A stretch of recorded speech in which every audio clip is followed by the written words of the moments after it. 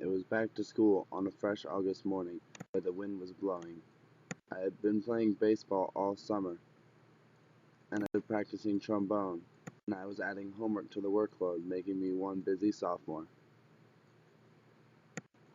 Suddenly, one October day, I started to get sick. I was coughing, and I had a fever, and I thought I was going to be fine in no time. But when 2 weeks went by, I thought my medicine was never going to make me feel any better.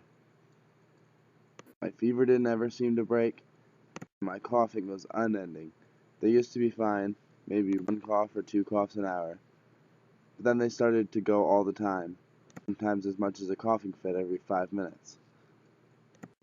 And after many months, my doctor, after numerous visits of seeing me, told my parents that it was enough and that I needed to go to the hospital, where the doctors would look at me for a couple of days.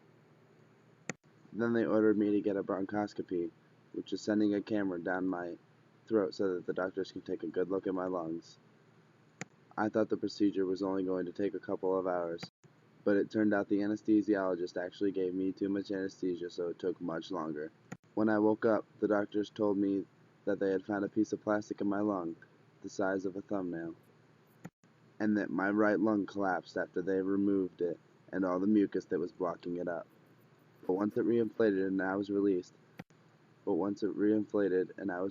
went from being to flying around the bases, from being tired in class into being an active student, and I went from falling asleep while playing the trombone to being loud and full of spirit and leading the band.